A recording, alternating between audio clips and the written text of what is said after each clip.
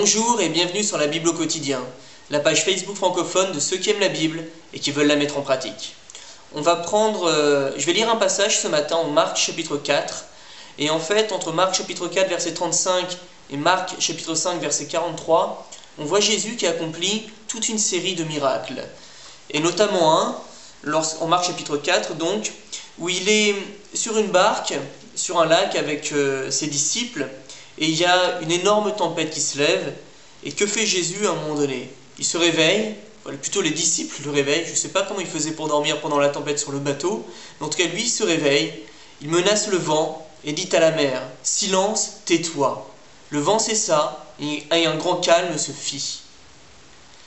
Et on voit au verset 41 que les disciples sont saisis d'une grande crainte et se disent les uns aux autres: « Quel est donc celui-ci ? Car même le vent et la mer lui obéissent. »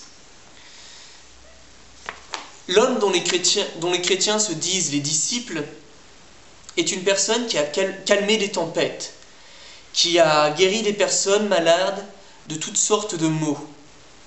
Il a ressuscité les morts et lui-même a ressuscité d'entre les morts. Et croyons-nous à cela? Croyez-vous à cela? Croyons-nous qu'il a le pouvoir d'accomplir tous les miracles qui sont mentionnés dans la Bible? Croyons-nous qu'il a le pouvoir d'en accomplir même de plus grands à travers ceux qui suivent Jésus? C'est ce que la Bible dit en Jean chapitre 14 au verset 12 et 13. Et je vous en prie, répondez pas trop hâtivement. Peut-être que vous pensez: oui, moi j'ai la foi. Peut-être. Les apôtres eux-mêmes avaient la foi. Et ça ne les a pas empêchés d'avoir leur moment de doute. Pensez-vous que nous sommes exempts des moments de doute? Les promesses de Dieu sont inaltérables. La grâce de Dieu est immense. La puissance de Dieu est infinie. Mais saurons-nous seulement persévérer jusqu'à la fin, en gardant la foi qui seule peut nous maintenir dans un état de communion avec le Sauveur? Et comment est-ce qu'on peut évaluer cela?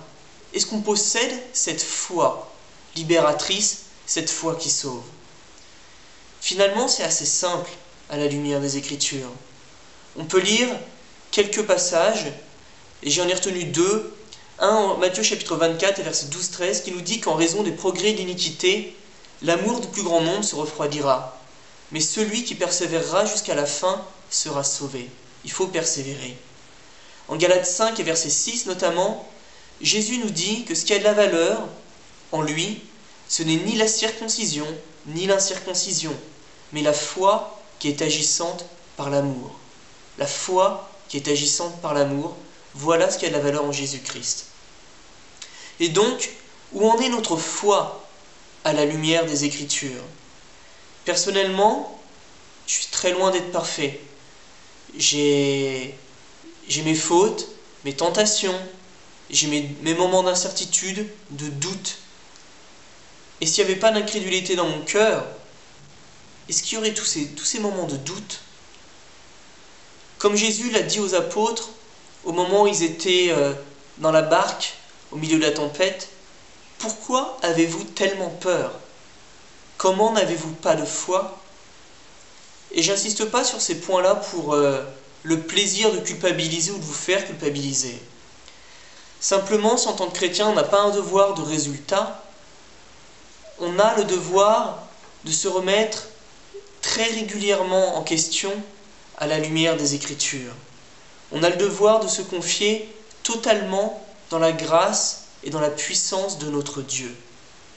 Et donc le défi du jour, c'est d'examiner notre foi à la lumière des Écritures. C'est de maintenir, de prendre ou de reprendre la décision de confier notre vie à Dieu et à sa grâce. Je vous souhaite une bonne journée.